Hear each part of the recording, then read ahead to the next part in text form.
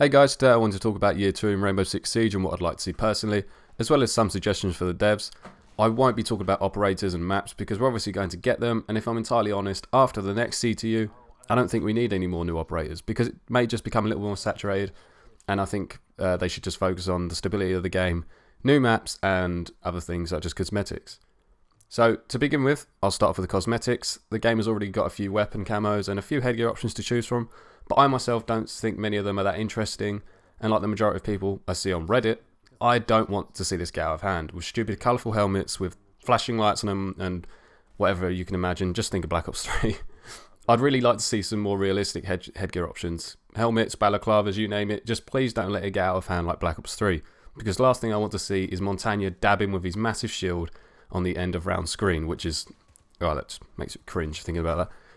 Now, for those of you who've played Rainbow Six Vegas, which came out quite a while ago now, I think I was like 15 when that came out, you'll remember that you could actually customize the look of your character, like his knee pads, etc., to use in the single player and the multiplayer, which was one of my favourite things to do. Unfortunately, I don't have any gameplay to show you right now, but from what I remember, you could change most aspects of your gear, such as the knee pads, what type of trousers you wanted to wear, or pants if you're American, the helmet, and you could choose from several types of Kevlar options, such as bulky pieces of body armor, or just none at all. Not that it made a difference, but that's not the point. It gave the player the freedom to choose what their operator looked like. You could look like a spy with jet black armor and night vision goggles with silenced weapons, or a soldier that looks like he's been fighting in Afghanistan with heavy desert camoed gear with a massive M249. So that's pretty cool.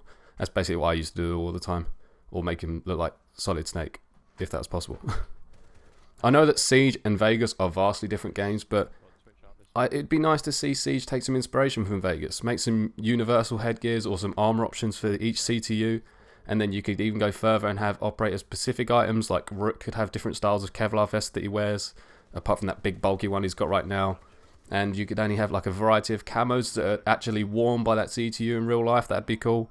Just some customization. Customization is always a good thing. I'm aware that some of these operators aren't our own, like Vegas. Like in Vegas, you actually had your own player, and in this game, you're using specific operators from CTUs. But I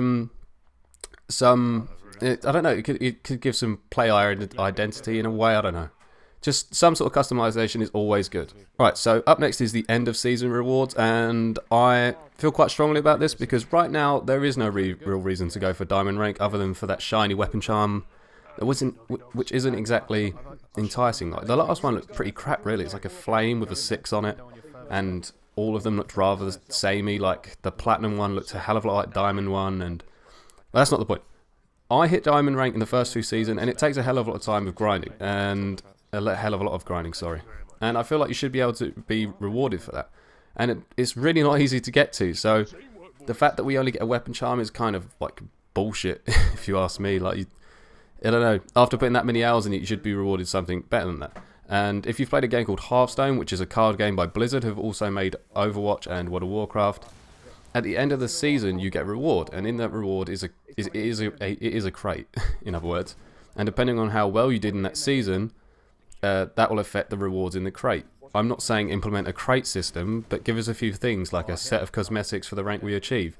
You could give players that reach diamond the max amount of rewards, such as headgear. Please don't make it a diamond helmet because you look like a twat. A weapon camo and a weapon charm, or a title/emblem to go next to your name so people can see what rank you hit last season. Something to show off what you did and reward players for doing well. But before you do any of this, please fix how many points you receive or lose for a win or a loss, because we all know how broken it is. It is pretty broken, let's be honest.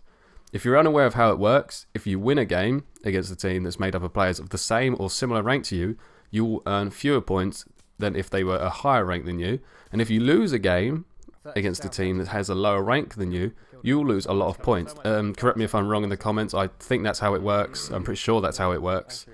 But what can be really frustrating, and happens quite a lot, is when this whole 1 step forward, 2 steps back bullshit kicks in, and it's where you win a game and you gain, say, like 18 points, and then you lose the next one and lose like 46 points.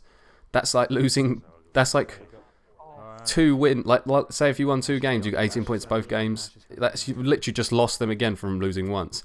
I know this doesn't just happen to me, and it happens to my friends, and I've seen a lot of people complain about it on Reddit, so I know it is a problem, but the point system is frankly broken, and I'm aware it's in beta, but it needs fixing. Up next is the situations, and currently the ones that are in the game are fine, and they're good to use to learn how to use several of the operators, and provide a decent challenge to those newer players that want to get a little bit of practice in before they start playing against actual people. But I'd love some co-op situations with in-game cutscenes for a little exposition and backstory to each mission. They could be released as episodes that string together, and this could be a good way and a good opportunity to make use of the released maps with the DLC, such as Black Ice, Skull Rain, and oh god, I can't remember, Dustline. That's the one. I almost called it Borderline. I actually like that in the situations you were forced to use certain operators with specific loadouts, and I wouldn't mind it carrying over for some of the missions that I've proposed in these co-op situations. If any of you have played Spartan Ops in Halo 4, you'll have a better understanding of what I'm trying to get at here, but this could be a good way to fill the void for those of us who wanted a campaign in Siege, because like I said, you could release them episodically, and they could string together as one long story. It'd be a good idea to explore the CTUs as well. You could have one mission would be the SAS, another FBI. You know what I'm getting at. Hopefully they will introduce something like this later down the line. I personally would love to see it. And lastly is being able to shoot out lights.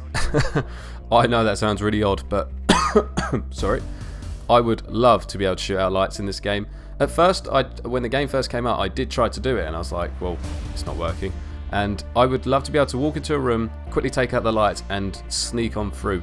I can imagine it applying a new layer of strategy to the game, and it would actually make some difference between night and day maps, because obviously in nighttime there's no light coming in through the windows. So if you took out the lights, you're obviously going to make the room a lot darker, and it could allow you to sneak around.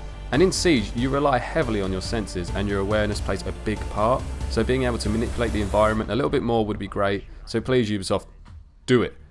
That would be great. I honestly would love to be able to manipulate the environment just a little bit more. The game is already great when it comes to destruction, but stuff like this would be really good. That's all I can think of off the top of my head, guys. Like I said, I didn't want to mention the maps and the new operators because they're a given. You know they're coming, and you know where I stand on the inclusion of too many operators. Things like the netcode and fixing the server issues are also a given, and they're fully aware of the problems, and they need to fix the server side related issues badly. But that's all I have for you today, guys. Do you like my ideas? What would you like to see in Year 2 of Siege? Let me know in the comments down below, and leave a like if you enjoyed the video, and I'll see you in the next one.